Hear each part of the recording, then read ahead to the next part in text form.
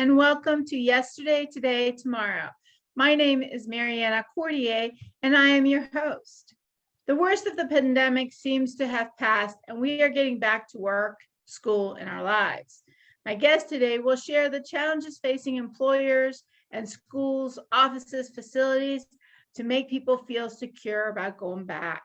My guests are Julius Williams. He's an expert in environmental health and safety professional, and John Robinette. He's with organizational development consultant and leadership coach. Both of these gentlemen are pros, so let's pick their brains. Let's start with you, Julius. You really never left work. You stayed. Is that correct? That is partially true. We had a moment, a time where in March of last year, the governor said, everybody go home. And at that point, we didn't have a choice, but probably shortly thereafter, maybe a month or two after that, once we got a decent understanding of what this pandemic was about, I did actually return to work myself, yes. Okay, and so, you do a lot of work in what we would think are facilities, buildings, and what is involved when you're dealing with coming back from a pandemic? What are the considerations and concerns that you guys are looking at?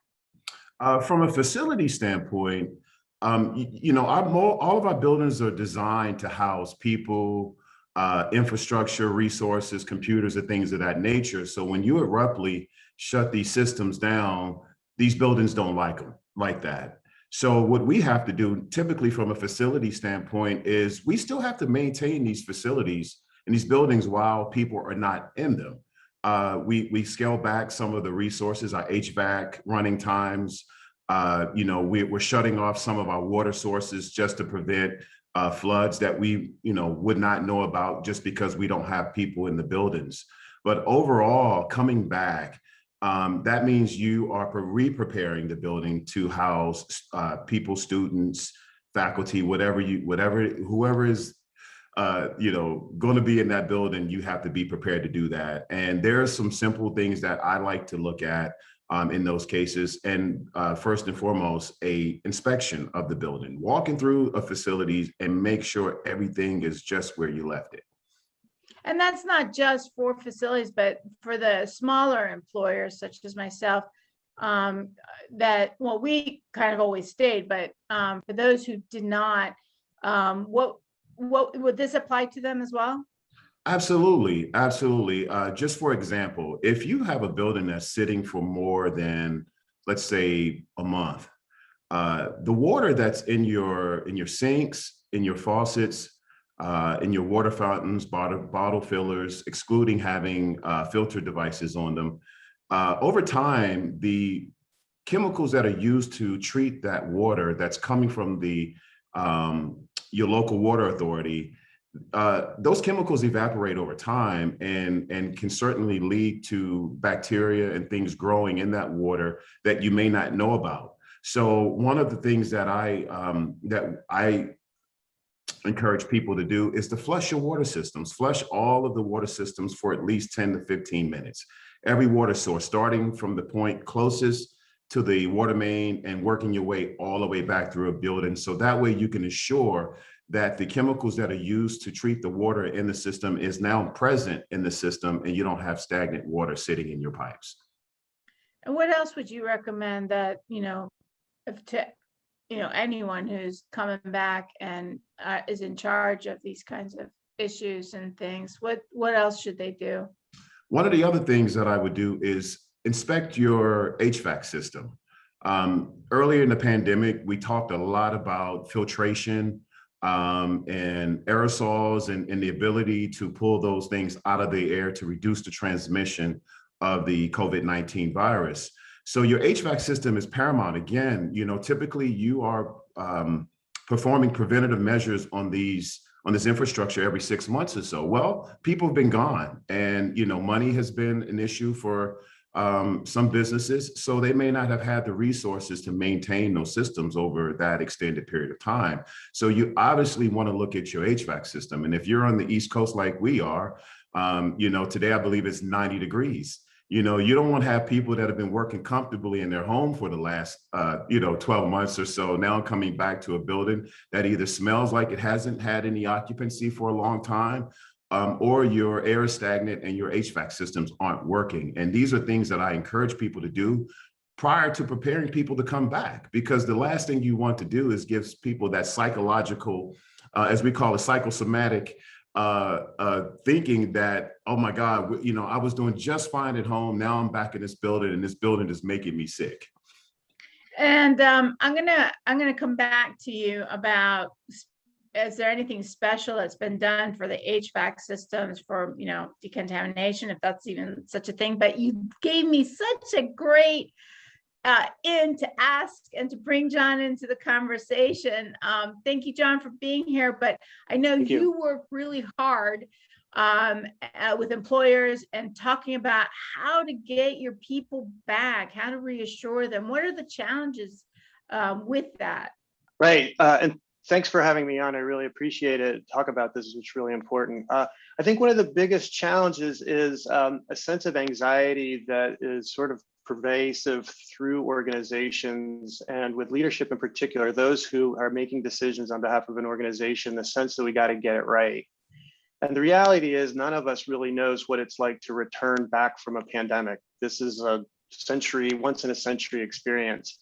And so I think we need to give ourselves some latitude and some grace to sort of experiment with this experience, and to create some flexibility in our planning as we return to the office, either in person or through some hybrid arrangement, or some organizations are choosing that we're just going to continue to work remotely from our homes. So I think that's the biggest thing, is to sort of manage that sense of anxiety that's happening. I know everyone talks about the employee, and I sympathize with employees, but I don't think that the audience and the community really appreciate the struggle the employer is having with these decisions, because there are things that no one has considered ever in trying to create a safe work environment, or to say at least we've done the best that we can. I think that's right. And most of the people, not exclusively, but many of the people I work with tend to be in a supervisory or leadership role. And the other thing that's happening right now, if I'll just mention it, yes, we're returning from a pandemic, but in the past 16 months, we've also experienced a period of racial reckoning. There's been political turmoil. There's been economic collapse in certain sectors, and people have lost loved ones to COVID, right? So there's a lot of trauma and a lot of grieving that is occurring still, right? And it's not just one thing, it's many things. And so to incorporate— it really, this last year has been a combination of so many things of such epic proportions that you're absolutely right. That's right. The grief period for, everyone is different. And so, how as an employer do you balance all of this while keeping in mind your bottom line? And I think there's not one right answer, right? And I think the challenge for leaders is basically a return to fundamentals. One of the things we talk about a lot is the importance of having transparent conversations with your employees, right? Here's our goals, here's the outcomes we're seeking. How can we best align our workforce to meet those outcomes? Is it you working from home? Is it you coming into the office twice a week, or whatever it is? How important is it for us to have a direct customer interaction, or is Zoom or some other telepresence experience sufficient? So it's really, there's a series of conversations that need to occur, or many are already starting these conversations. And to do it, I think, with that same spirit of, let's try this first and build into our plan. Let's revisit it in 2 months, 4 months, whatever makes sense. Most of my work is with the University of Maryland. So a lot of this is, what are we going to try for fall semester? All the students are going to be back this time. We're expecting most of the faculty and staff to be available and present for the student experience, but not everybody needs to, right? And so what is that best balance? Well, and then we're making these plans, and yet, the the variant, the Delta variant is, rearing its head, and there's a possibility that we could find ourselves with, now we've got a mask mandate back, and who knows what's next, which raises the issue of vaccinations. What are employers doing about vaccinations, about whether or not their employees are vaccinated? Good news for me personally with the University of Maryland is there has been a vaccination requirement made through the university system of Maryland. So it kind of takes away that variable for director level or senior level people to have to come up with a plan. It's been established. There's an exception for, there's a medical exception, a religious exception process that people would go through with a testing requirement that comes with that. I think it's twice a week you'd have to be tested if you have one of the exceptions.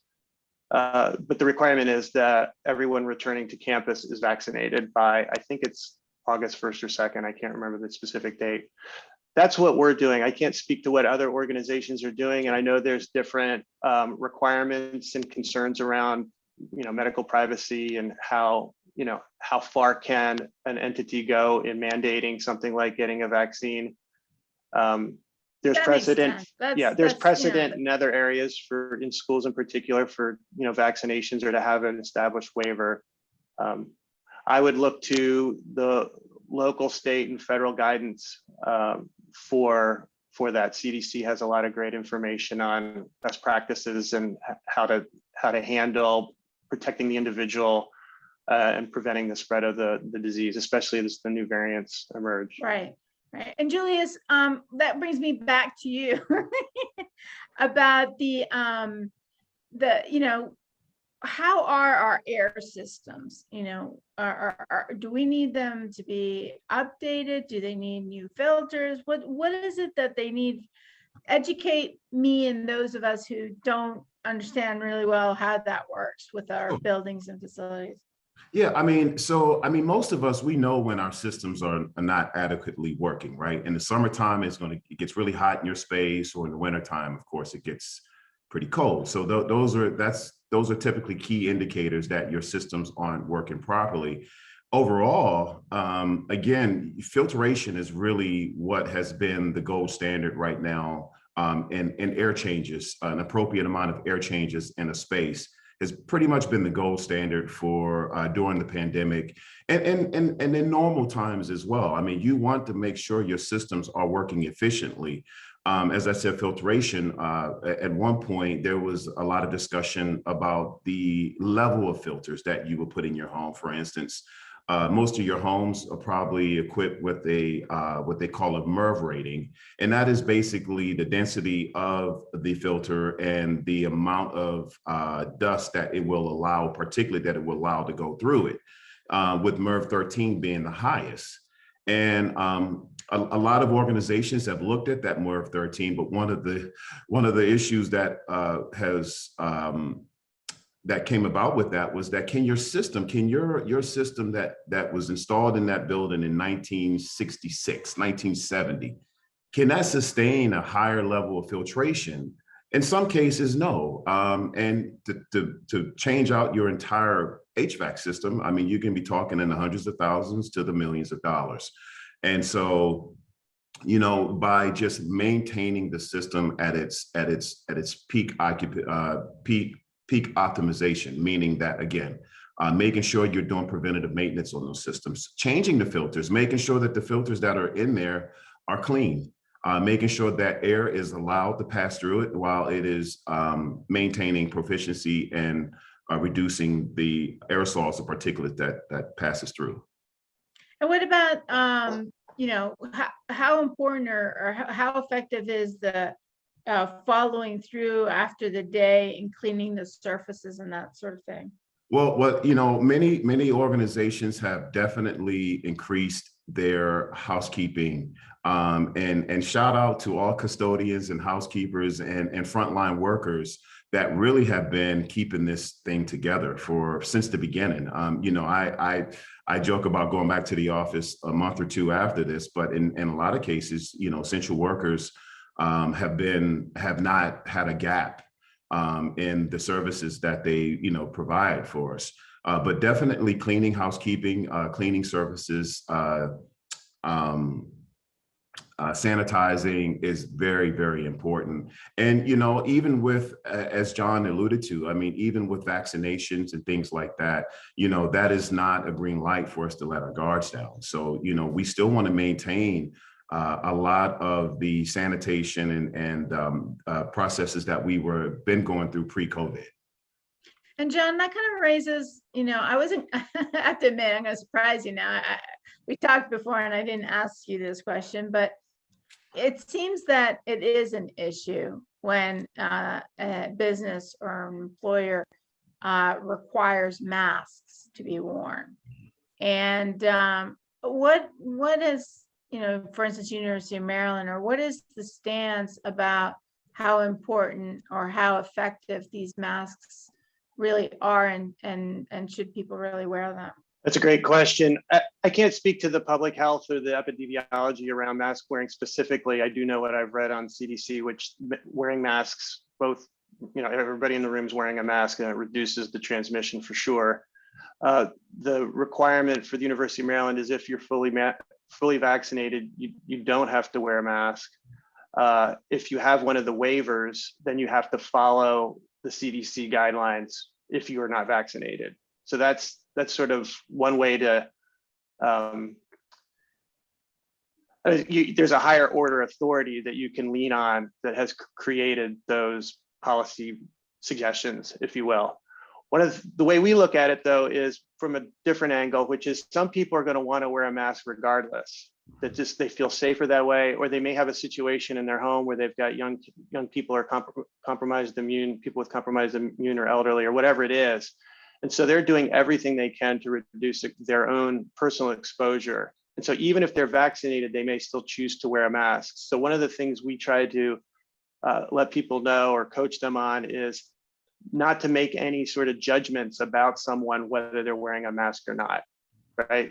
It's real easy for us as human beings. We like to assign in-group, out-group status as soon as we can. And so whether you're part of the mask wearing crowd or non-mask wearing crowd, it sends a signal. It sends a signal to people about who you are. And what we're saying is we don't really know what the situation is. You can't know what everybody's individual circumstances are that lead them to choose to wear a mask, or if they're not wearing a mask. Right. And so, yeah, I was in the grocery store wearing my mask because I have an older parent in the home, and I'm fully vaccinated. And I had a lady say to me, "Why don't you just get vaccinated?" I think she assumed that because I was wearing a mask, I hadn't been vaccinated. So I kind of laughed. I said, "I am vaccinated. I still need to wear the mask." So, you know, that's a great you just example. don't know what that person's circumstance is. That's right. And that's just so hard. I mean, let me ask both of you. You guys can each take a stab at this, but how hard is this with your staff or the helping the leadership get people back to work? What is the temperature of the people? Are they happy to come back? Are they scared to come back? Are they a little bit of both? What do you guys say? I think it's a combination of the two. I think you have people that have been chomping at the bit for some time to get back. You know, I'm sure some marriages and relationships will be stronger once people are back out of the house and back into the workplace. But overall, I would say there's a mix of feelings. You know, and I think what I've seen is people that really have been completely unsure about where this is going have retired. You know, they've exercised that option and decided, you know what, I don't want to be in a position to have to figure out what I have to do. And so I'm just, you know, I got my time and grade in, I'm going to retire overall. But my team has been very, very, my team has been back at work full time since I believe early May. We went back to 5 days a week, and prior to that, we were 3 days a week. But our workload had really just dictated that we needed to be there, and my team had all been vaccinated. So it just made it a much easier to decision, as well as, you know, still exercising some safety practices within our workspaces while we were there during the day. John, what do you say? I'd echo that. It's all of the above, right? Some people are itching to get back. Some people are saying, I'm never coming back, right? And I think to Julius's point, this is a time of reevaluation for a lot of people, and if I'm going to be mandated to come back in the office, and now I've got my, 1 hour to 90-minute commute, I got to reboot, I'm just going to not come back. So I think that's a real thing happening right now. And so leadership needs to be mindful of that, and that some people that can leave will leave, and they'll have to figure out how to handle that. And then I'm sorry, go ahead. Go ahead. No, go ahead. And the way I would, if I'm coaching someone in a leadership role, I would say something like, well, what worked well during the pandemic, right? Everybody had to go home. We were told you can't come, some of us were told don't come in at all, right? So some things did become more effective and more efficient for us, right? We lead workshops and webinars and things like that. A lot of the overhead was setting up a conference room and projectors and the AV, all that stuff went away, right? Just navigating around the campus, University of Maryland, that's gone. I didn't have to worry about parking, right? So I just turn on the Zoom session like everybody else was. On the other hand, some things didn't work as well. That face-to-face contact or group work can be more enriching in person. So it comes back to, let's have a conversation about what worked well, maybe even better during COVID time when we're all remote. Can we hold on to that somehow and interweave that into the way we show up to support the people we support in the workplace? I noticed it's not that easy, with the but it just pandemic, takes. we did get a crash course on technology, right? With the Zoom, we're doing that now, and other things. Have either one of you had consideration of changing how you guys do stuff because of the advent of having to use different types of technologies during this period? Yes, we have most definitely. And one of the things that we realized is that we had such a huge bottleneck in transferring information face to face. And by going to, by having to, do everything electronically, it was so much easier to create systems and create processes and streamlining things. And I certainly don't want to give the impression that being back in the office is a hindrance to that, but it certainly made us be creative in how we executed our work on a day-to-day basis. And, I think some organizations that have been anti telecommuting now are forced to really evaluate it. And as John said earlier, be transparent and certainly extend that trust to their people now that have proven that they're more than capable of getting their work done from their home workstations. John, do you want to comment on that? I think for us, University of Maryland across the board, it's such a diverse occupational landscape that, some people have definitely leaned into the technology. I know just anecdotally, some of the folks in one research area were able to make access to equipment remotely through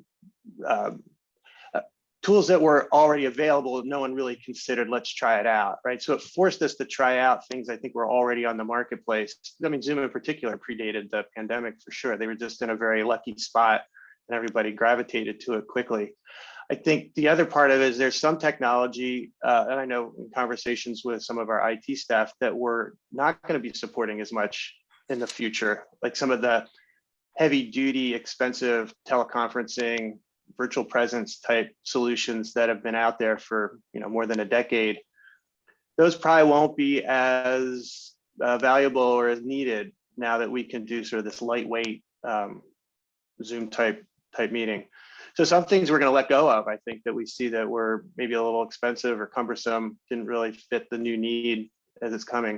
And I think the other angle, though, is how did we use the technology we already had? And one interesting aspect, I think, comes from sort of an access from an equity position. we know from working with our colleagues across campus that access, if you think of from a diversity, inclusion, and equity perspective, some people that didn't have access to campus services as easily, off-campus students or international students, things like that, could suddenly interact with people in key service offices, the registrar's office, financial aid, whatever it is, through Zoom more easily. We Right. also know that certain meetings, you might think, well, maybe we should include somebody from this other department. Their office is on the other side of campus. Let's not worry about it. Now we're being more inclusive. Say, let's just go ahead and invite them. They can hop on the Zoom call. That's easy. So I think it's not only the specific technology, but how we're choosing to use the technology that I find interesting. I find that it's interesting that when we're forced to be innovative, we can be, but we had gotten a little lazy about being innovative. I mean, I work in the legal field, and I can tell you that the courts made huge leaps in trying to address how to have hearings and without people being in person, and how to get filings done. And it was amazing to see, one of the usually last bastions, move forward and actually hold on to some of those, Zoom meetings and stuff like that. But I think it does raise for the future some serious equity issues, because not everyone has equal access to the internet, which they need for That's that right. stuff. Well, we have 30 seconds left. I'm out of time. This was really interesting conversation. I really enjoyed having you both on the show. Hope you'll come back. I want to thank the audience for watching us. We can be seen on YouTube, and we have a Facebook page. I am Mariana Cordier, and I look forward to seeing you next time.